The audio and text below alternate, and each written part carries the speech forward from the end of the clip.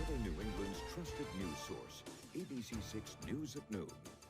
Good afternoon, everyone. Thank you so much for joining us. I'm Doreen Scanlon. And I'm Darren Botello. We begin today with the weather as we take a live look outside right now with our sky cam. It is a cool and dry day today. Chelsea is in the Weather Center with your first forecast. Hi, Chelsea. Hey guys, we are looking at significantly cooler temperatures outside today compared to yesterday at this time. We're currently sitting in the low 40s. You remember yesterday at noontime, we were into the 60s. We had that cold front come through overnight. You probably heard the rain and the wind along that cold front in the overnight hours. At this point, the breeze is now coming in from the northwest, and that's continuing to bring in this cool, dry air across southern New England. Looking at the change from yesterday, anywhere from 15 to 20 degrees warmer right now, or cooler right now compared to yesterday's warm temperatures. So a huge drop in those temperatures, and it is still breezy outside. You can see the winds coming in anywhere from 5 to 15 miles per hour, and that's making us feel more like the low to mid 30s in most locations. So be prepared for a chilly afternoon and honestly a chilly few days ahead of us. We're seeing a blend of sun and clouds. We'll continue to see dry conditions through the day today. Overnight clouds will continue to thicken up, and we'll start tomorrow dry before we have a chance of some light rain and snow moving into the area tomorrow afternoon. I'll have much more in just a few minutes, guys.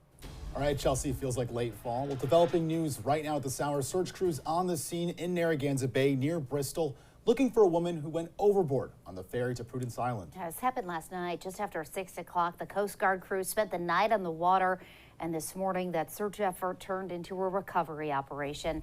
ABC6 News reporter Laura Puglisi has been out there for us all morning. She is live with the latest. Laura? Yeah, well, that search effort is in full force right now. We've seen several emergency crews coming in and out of the water. You can see one of them right here behind me, the Bristol fireboat over there. We've also seen the Coast Guard helicopter hovering over the area here. According to officials, we know that the search effort has now turned into a recovery mission. They say with the cold temperatures, it is unlikely the woman survived. The search continues in the Narragansett Bay after a woman fell overboard the Prudence Island ferry. Certainly loss of life is a tragedy in any respect, and we're hoping that we can at least recover her today and kind of at least bring that part to a close. Bristol Fire Chief Michael DeMello says they are using all resources. The U.S. Coast Guard, Bristol Fire and Police, Portsmouth Fire and Police, all deploying crews out on the water. Helicopters searching from above, looking for any signs of the victim, who police believe was about 30 to 40 years old. The efforts basically are focusing from the Bristol Harbor here southward towards the south end of Prudence Island. Last night, the ferry was about halfway to Prudence Island from Bristol, so that's where we start to focus the search, and we're kind of just between the currents and the wind, expanding that search area as best we can. Police say the victim was a resident of Prudence Island and traveling by car with someone else. She was seen wearing a green jacket and did not have a life vest on when she went over, but crew members did throw her a life ring. Last night, strong winds made that search effort extremely difficult. The weather conditions were challenging, so that all plays a role, and that's why as we've gone through the day today, now with daylight a little easier to see, we still have plenty of electronics that we're using, different sonar and different capabilities. And we just received new word from the Portsmouth Police Department. They say that according to several witness accounts, it appears the woman intentionally climbed over the deck railing and entered the water. That search is still ongoing. Reporting live in Bristol, I'm Laura Puglisi, ABC6 News. Thank you, Laura. Turning now to our continuing coverage of the coronavirus. And the CDC today now urging everyone to get a rapid test before indoor holiday gatherings, even if you got the vaccine and don't have any symptoms. Right now, for the first time in 2 months, the U.S. is averaging more than 100,000 new cases of COVID-19 every day. The Omicron variant is rapidly spreading and most recently found in Texas, the 19th state. And Rhode Island General Treasurer Seth Magaziner says the state needs to step up COVID-19 restrictions. Magaziner is also running for governor. He says the recent spike in cases here, including 363 new cases yesterday, merits reinstating a universal mask mandate regardless of vaccination status. He also wants vaccination mandated for all Rhode Island teachers and school staff. And South Coast Health has fired more than 200 employees for refusing to comply with a vaccine mandate. The Fall River Herald News reports 216 staffers at the hospital group were axed last week. 102 hospital workers who were given extensions did get at least their first shot. and return to work. Another 151 employees got religious or medical exemptions. Last month, Massachusetts Governor Charlie Baker ordered a slowdown of non-essential procedures in the state. At that time, South Coast told us that it was experiencing longer hospital stays due to delays in long-term placements, as well as staffing limitations. And Warwick firefighters responding to a garage fire to home on Westford Avenue last night. Fire officials tell us there was only a little damage to the 2 cars in the garage and nobody was hurt. Also, the residents were able to go back in the house after the fire was put out. Firefighters did rescue a small dog. Small dog is a Yorkie. It wasn't really hard to locate him because there wasn't much structure within the living quarters of the house. Like I said, most of it was contained to the garage. He was quickly found. He was actually hiding in his crate, so he was easy to locate. He was quickly grabbed and brought outside. And the cause of the fire is still under investigation. Providence police now making an arrest after that stabbing at an upscale hotel in downtown Providence over the weekend. The Providence Journal reports 23-year-old Damani Green of Providence is facing 2 counts of assault with a deadly weapon. Providence police told ABC6 News 2 young men were stabbed at a birthday party early Sunday morning inside an 8th floor room at the Graduate Hotel. They both ended up in the hospital and were stable at last check. Jury selection is expected to continue today in the trial of Jazel Correa's chief of staff. It started yesterday in Boston. Jen Andrade faces extortion and bribery charges. The judge rejected her guilty plea in June. That would have allowed her to avoid jail time. Andrade is accused of taking hundreds of thousands of dollars from marijuana vendors in exchange for granting them business licenses in the city. And the Exeter West Greenwich School Committee is expected to vote on removing its chair from his position tonight. Parents started a petition to remove Paul McFadden as chair, accusing him of disrespectful conduct at meetings that violated the committee's code of ethics. That meeting is in the EWG Regional Junior Senior High School Library. It starts at 6 o'clock. Now for a quick recap on last night. A big win for the New England Patriots on the road last night in Buffalo. The Pats used the ground game on their way to the victory, with QB Mac Jones attempting just 3 passes, completing 2 for 19 yards. The defense came up with a big stop late in the Buffalo's final drive to secure a 14-10 win. That keeps the Pats in the top seed for the AFC. Well, coming up next here on ABC6 News at noon, President Biden scheduled to speak to Russian President Vladimir Putin over a video call today. What's expected to be at the center of that discussion? And today marks 80 years since the attack on Pearl Harbor. We're taking a look at how the nation is honoring those who served.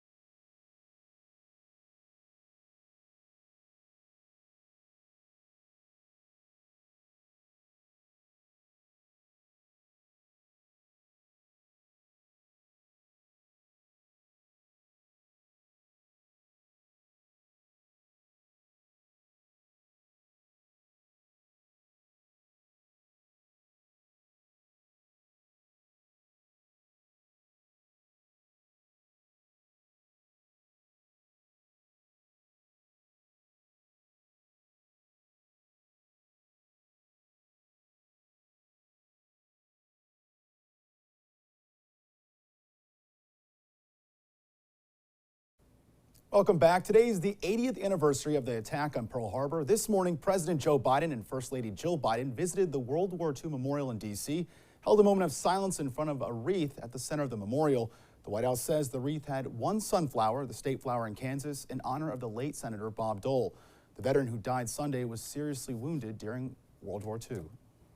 And President Biden and Vladimir Putin are scheduled to speak today. This amid growing concern that Russia could be preparing to invade Ukraine, a U.S. ally. Last night, the head of the CIA addressed those concerns and what might happen if Putin sends troops across that border. ABC's Eka Janji has the details.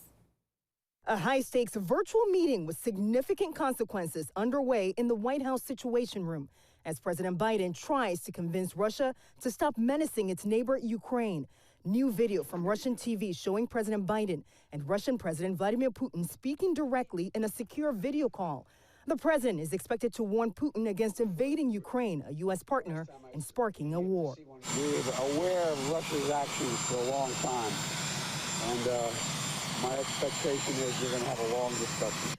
The administration says if Putin doesn't back down, the U.S. and its NATO allies are considering several harsh consequences, including drastic economic sanctions against Russia and potentially deploying U.S. forces to the region.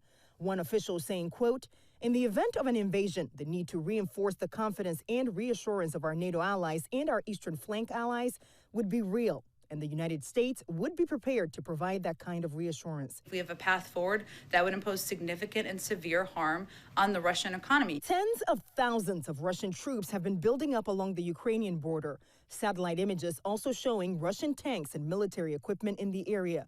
U.S. intelligence officials still trying to determine Russia's endgame. Overnight, the director of the CIA in a rare interview saying the Russian provocation has been weeks in the making. We don't believe that we don't know that Putin has made up his mind to use force, but what we do know is that he's putting the Russian military, the Russian security services in a place where they could act in a pretty sweeping way. And in that meeting with President Biden, Putin is expected to demand the U.S. guarantee NATO won't expand into Eastern Europe and grant Ukraine entry into NATO. Biden has made it clear, though, that he won't accept any red lines and that he has the support of European allies. In Washington, Faith Abube, ABC News. And the Biden administration is expecting to announce a diplomatic boycott of the 2022 Beijing Olympics this week. While the move would still allow U.S. athletes to compete, non-U.S. government representatives would not be in attendance. President Joe Biden told reporters last month he was contemplating the move to protest China's human rights abuses. The last time the U.S. fully boycotted the Olympics was in 1980 when former President Jimmy Carter was in office. And today is the last day in office for Germany's Chancellor Angela Merkel after 16 years. Not much is known about how she's spending her last day, but only Monday night, Merkel was on a phone call with other leaders discussing that tense situation in the Ukraine. And although she's spent a mammoth 16 years in office, Merkel will not be the longest-serving chancellor post-war. Well, coming up on ABC6 News at noon, gas prices are finally going down. How you can find the best prices at the pump in your area.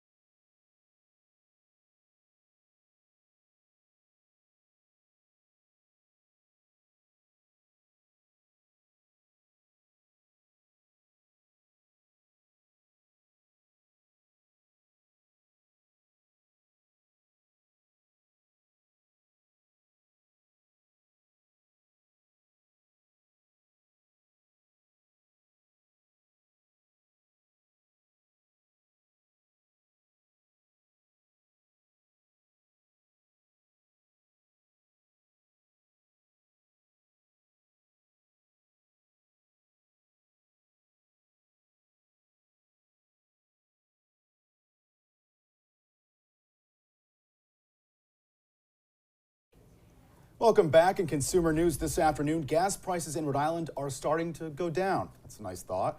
According to AAA, prices are down 2 cents from last week to $3.40 a gallon, which is 5 cents higher than the national average. Prices at the pump have started to fall over fears of an economic slowdown caused by the virus. And ABC6 News wants to help you save some gas money by using the Southern New England Gas Tracker. With listings on the lowest gas prices in our area, just go to our website, abc6.com, and click on the gas tracker. It's right under the community tab.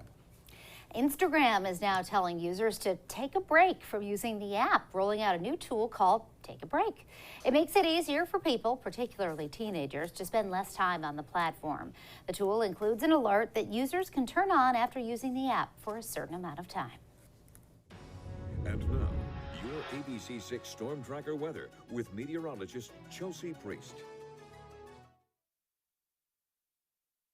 Temperatures are in the low 60s yesterday afternoon. This week, we have so many ups and downs in that 7-day forecast. We were so mild yesterday. Today, we are significantly cooler. We have some snow tomorrow and actually have another 60-degree day in the 7-day forecast. So again, lots of ups and downs. Today, feeling much cooler out there. Upper 30s and low 40s, 42 in Providence right now, 40 in Newport, 42 in New Bedford, 43 in the Westerly area, 42 for Block Island. Typically, this time of year, we should make it into the mid-40s. So we were clearly way above that yesterday. Today, we're falling just slightly shy of our seasonal averages for this time of year.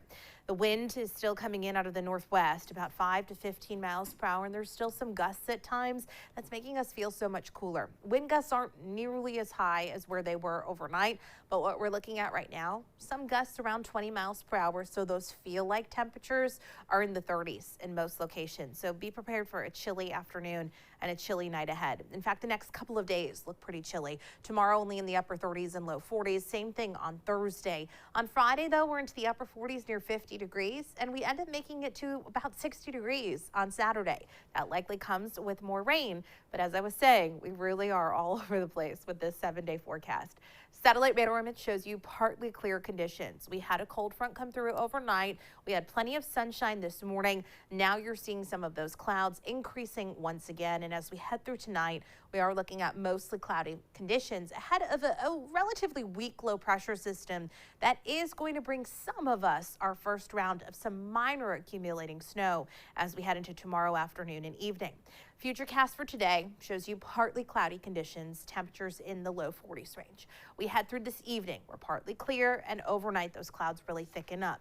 Now your morning commute tomorrow is just fine. Upper 20s and low 30s to start the day. We stay mostly cloudy through the morning. By about lunchtime, though, some light precipitation is showing up. And for some of us inland, it's cold enough that it's light snow. Along the coastline, though, this is looking like a mainly rain event. Many spots kind of right along that mixing line. For our inland locations, again, as I was saying, some of us get a little bit of accumulation, our first round of actually seeing snow on the ground as we head through tomorrow afternoon and into tomorrow evening. Now be careful on your drive home. There may be some slick spots, especially with any overnight travel. That being said, again, we're not talking about a lot of snow adding up, and we'll be back to full sunshine pretty quickly on Thursday, but we'll have to watch for some slick spots overnight. Again, most of us not seeing all that much, maybe a coating on some grassy surfaces to about an inch. Those spots farthest inland may end up with an inch or two, and right along the coastline, I'm not really expecting any snow to accumulate. It's a mainly rain event, so a very minor event, but our first round of some accumulating snow for some of us. We'll be partly sunny this afternoon. It's a much cooler day. Temperatures in the low 40s with the breeze coming in out of the west. Tonight, we have more clouds. It's a chilly night, but winds calm down, so we don't have to deal with that wind chill factor. We head into tomorrow. You're looking at dry conditions to start the day, and then that light snow rain mixture happening for the afternoon and evening. Minor accumulations for some of us. We'll be back to sunshine on Thursday. It's another chilly day with highs only around 40 degrees, but then upper 40s and low 50s on Friday with clouds and a few spotty showers. Low 60s on Saturday, but rain moves into the area and continues overnight into Sunday. Doreen? All right, Chelsea, thank you. Well, Rhode Island will be extending a nutrition program that brings boxes of seasonal local produce to low-income seniors. The DEM is reportedly working with the State Office of Healthy Aging to continue the program through December. The pilot program started earlier this year. And police and firefighters in Fall River are renewing their rivalry, which will ultimately help kids. It's the second year of their Toy Drive Challenge. It's a friendly competition that will get toys to children in need in Fall River. Fall River police decided to challenge the fire department last year to try and get more gifts. If they don't, they'd have to jump in freezing cold water. We never got to that level. It was really too close to call. So this is the second year. And again, we took the challenge on. And you know, as long as we get the toys and we get what the children and families need. Unfortunately, the fire department doesn't do well in the cold, so they didn't want to do that part of it. However, I will be willing to jump. If we do lose, we will jump into the water. As a matter of fact, even if we win, we might have to jump in and save them normally like we usually do anyway. Sounds like a pretty cool challenge. The toys will be taken to Blessed Trinity Parish, where they'll be wrapped by volunteers and delivered by Fall River police officers. Wins all around. Well, Pick Up the Litter is coming up next here at noon today. You'll meet Carmen, a 4-year-old black lab shepherd mix who's great with kids.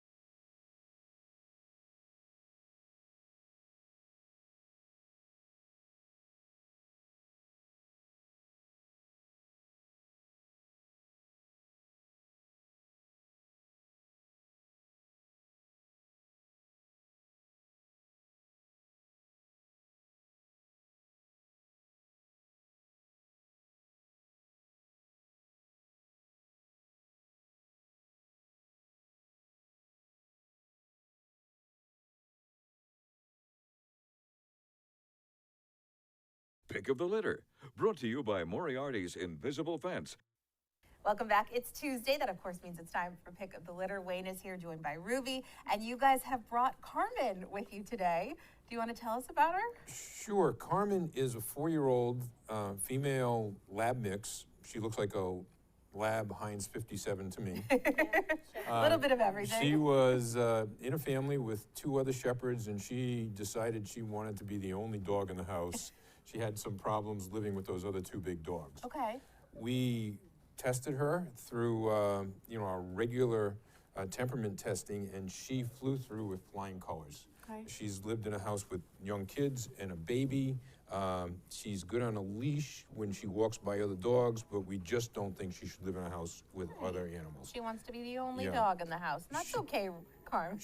She does have one slight medical limiting factor. Carmen is extremely allergic to chicken. Which is strange. I feel like that's always what you give dogs, especially when they have a stomach ache of sorts. It really is. And So interestingly, she's not allergic to turkey, just That's so chicken. strange. Okay, so we need to, I'm sure there's a special food and you have to do some research Right. to have Carmen and make sure she's not getting that chicken. But she's otherwise healthy, and she's a great dog and really nice temperament, as you can see. All right, that's amazing. So we need to find Carmen a home where she's the only dog in the house, but kids are fine. Any other situation will be good for Carmen. So hopefully we can get her a good home. You can find more information about Carmen over on the RISPCA website or by calling 401-438-8150. Thanks, guys. Thank you. All right, coming up next, you think you have too many Christmas decorations. We'll take a look at one couple who've broken the world record with over 400 decorated trees. We're going to check back with Chelsea, too, for another look at the afternoon forecast when we come back.